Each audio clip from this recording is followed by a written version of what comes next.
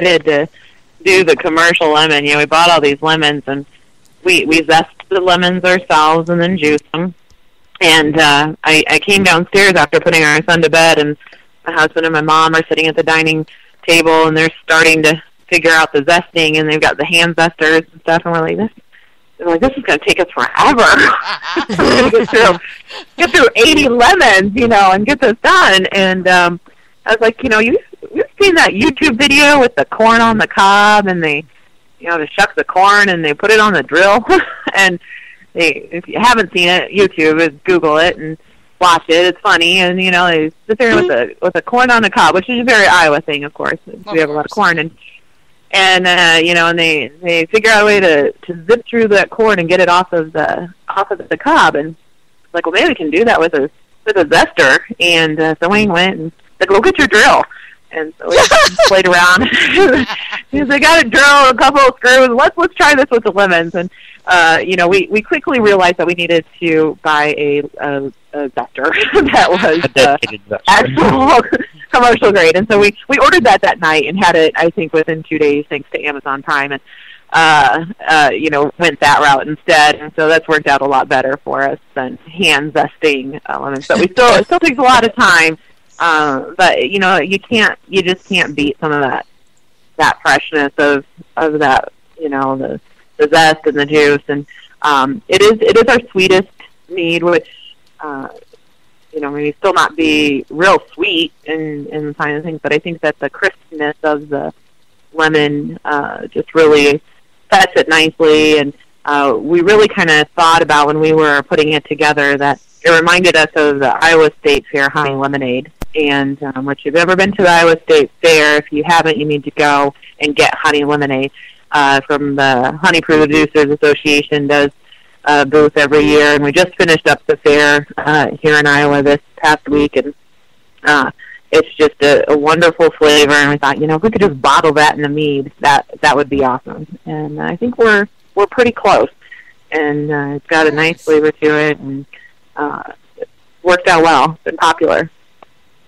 That's really neat. You guys need to you need to hook up with the state honey producers and get a table next to theirs at the state fair. Yeah, definitely. We've got a pretty good in, since we connect with the apiarist for our honey. He kind of runs the show on the honey producers side of things. So we definitely got some connection there, as whether or not we're ready for that kind of level. They go through a lot of lemonade. That's really neat. So are you guys, and speaking of Vicky getting a bottle of it, are you guys going to sell on, like, Vino Shipper or anything, or is it pretty much planning on it'll probably be sold out in-state? Sounds like it'll be sold out in-state. You're building a good... Yeah, we're starting in-state, but, I think our relatively immediate future, not maybe this year, but within a year or so, we definitely want to explore Vino Shipper, those kind of outlets. I've got a lot of family out of state. Actually, almost all my family, except for my mom, is out of state. And so, they're anxious, like, well, when can we start shipping it to wherever? And so, we know that there's that out there that we think we can do. But a lot of it's just going to depend on what kind of supply we can maintain, and, what our demand is, and that we can upscale appropriately. So, it's definitely on our radar as an option. Just kind of have to see when we get there. Okay. So, I think Haim had another question. Yeah, I was just on the Facebook blurb that Vicky put up. She said that when you first started up, you had to make a decision between keeping bees and keeping chickens, and on the Australian Mead Makers site, we have a question as to why you wouldn't keep chickens as well, because they're a good way to keep the pests away from the bees. So why did you even need to make that decision? Yeah. Well, for me, anyways, the number one reason to do bees over chickens is we can leave for a few days with bees. With chickens, you have to stick around closer to home, which actually I don't mind, but. I think and Michelle, frankly, would only allow one of those for me as an option. So she knows, because I get into my hobbies aggressively, she knew she had to kind of put the brakes on it. So she limited me with one option. Sounds like we're in the same boat there, Wayne. My husband does the same thing to me. He's like, "No, honey, pick one." Pick one. Yeah, I've heard that too. Right. I don't put one thing into a hobby. I just dive right off the dock head first. I don't even check how deep the water is. I just do it. That's right. She actually worries when I talk about a new hobby because she knows where we're headed. Where it's going. Yeah. It's like, honey, give me the Amazon card now and get off the computer. Yeah, he even said just yesterday, well, I think, we still might need chickens. I don't know that we won't ever get away without having them. Wasn't there something in there, too, about bees don't run out in front of cars? Yeah. At the time when we started, we lived right on a highway. And so, like I said, we bought a house specifically to kind of go this route. And but when we started with the bees, we had no intention of doing anything other than hobby. And so we lived right on a fairly well-traveled highway. And I just pictured those poor little things, having to scoop them off the road every day when I got home from work. So I thought, we're not going to get as much out of them as we would like. Not to mention that, I don't know about y'all, but okay, you got a 5-year-old, so the chickens would get names, and then it would be really sad, and then there's all the crying, and then you'd have to bury them and have a funeral, and it gets ridiculously complicated. Yeah. So they're probably, I'm not going to say they're never in our future, because that's entirely possible, but it's a perfectly sensible thing to do for homesteading, right? Yeah. Right. Even if it's just for eggs. Wayne, you heard her. Yep. I said it on the radio. She said it. You'll have it recorded. I know. That's why I'm keeping track here. Well, there's a recording you can download and play that back. Yeah. She says that's right. He's just got to give up another hobby in exchange. That's kind of rough. I guess I don't really give up hobbies. I do exchange.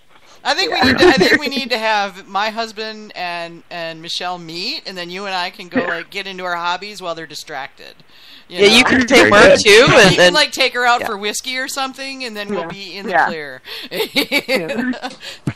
I usually say, I don't. People ask, well, what do you do? And I said, I don't need to do anything because he does enough for the both of us. He does all of it. So, yeah, that sounds startlingly familiar in this house too. Yeah, we're bad. Well, I don't so much exchange hobbies as collect them. Yeah, collect them. There's the dusty remnants of many hobbies around here. Oh yeah. Yeah. And stuff that hasn't even been started as a hobby yet, but I bought just in preparation for. Oh, I have a whole box of paracord that needs things done with it. Like an entire, we're talking like an entire 2-foot square box. It's a big box of paracord. Macrame, anybody? Yeah, paracord bracelets till the cows come home, man. Now, what I should have done was got it in yellow and black, and then I could have got me paracord bracelets and sold the crap out of them. There you go. Oh, yeah, my Dalek is getting ready to start getting built. My wife was like, "You're building a what?" You're building a Dalek, really? Yeah, one that I can Why are you surprised? I shouldn't be. One of my best friends. Have you finished the TARDIS yet? It doesn't have any air. Yeah, no, I finished it and blew it up again. It's never done. Yeah, he has a garage with all of his toys, and it's how he got him out of the bedroom, so his wife wouldn't continue to get mad. Right. But like armor, it's a process, not a finished product. Yeah, exactly. So, since we have you guys, we're gonna go ahead and kidnap you for another half hour or so, and talk about melomels, because Michelle said, Wayne, that you guys, obviously, judging from what you're making, are pretty into melomels, and Back to Basics is the talk shop part of the show. All right. Yeah, so we get to get into the nits and grits of making mead and and things that we run into. So I'll hand it off to AJ because this is her bit. Sure. Okay. Well, I'm especially interested that you say you've got high bush cranberry, because I made a batch of that in 2004, and I'm still waiting for enough of the tannins to drop out of it for it to be drinkable. Oh, thank God. I'm actually relieved to hear that, because... Oh, yeah, it's not just you, those bitter little things. It's a potent little berry. But, oh my God, they smell so good. That's why I haven't tossed that batch. I got 3 gallons of it that have been sitting under the counter for 12 years now. But they smell so good. Oh, so I And guess every we're going to have time to I rack- age ours aggressively. Well, either that or blend it. What occurred to me afterwards that was treating the high bush cranberries as regular cranberries was a really, really bad idea, and perhaps mixing That's what them. I hear. Perhaps mixing them with real cranberries would be something I would do if I still had access to it. But my mother tore her high bush cranberry bushes out. Ah, gotcha. So we can ship some.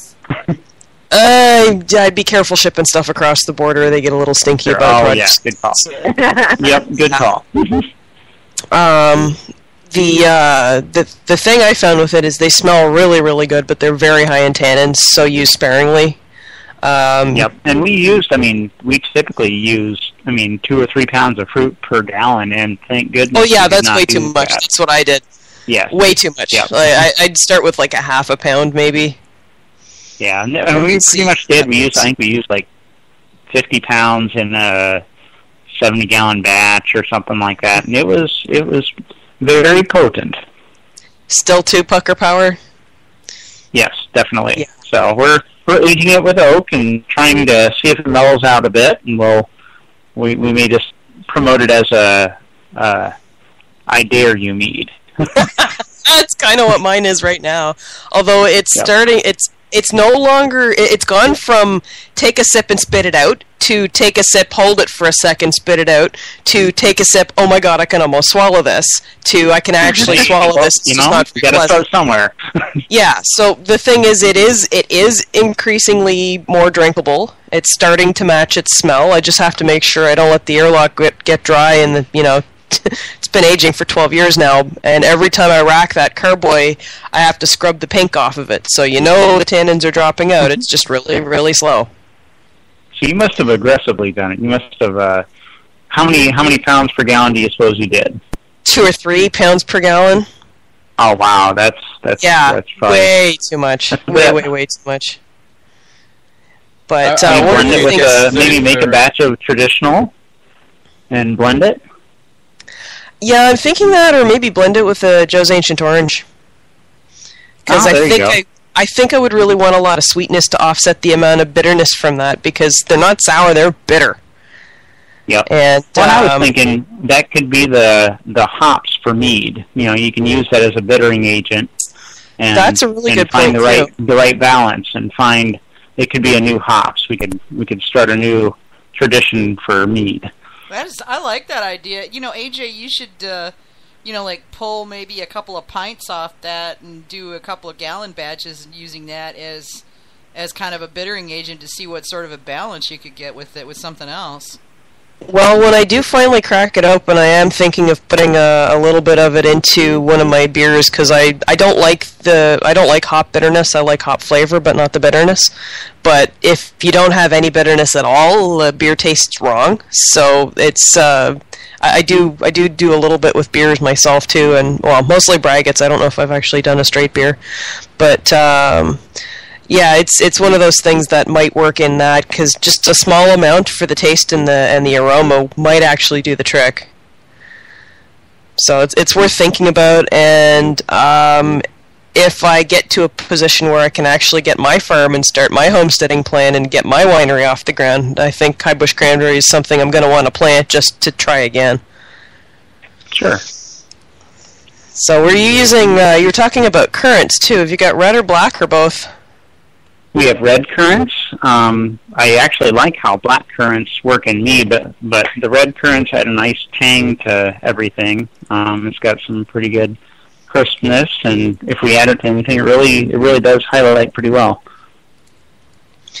Yeah, I've used red currants a lot because it's one of the things I've always had access to, because the farm I used to work at had red currant bush, and my mom's got one, and I've got friends and neighbors who also have them, so I've always had access to them, and that's one of my very favorite wines to make. It was one of the first fruit wines that I made, and I've always really liked it. I haven't done too much with it as a mead, though, and I've never tried mixing it with anything else, so that's another thing that's interesting to know. Very good. Are you adding your fruit during the initial fermentation or in secondary? I prefer to add right away in the first fermentation. Right in primary, I like the way it kind of changes the profile just a little bit. I played around in secondary, and I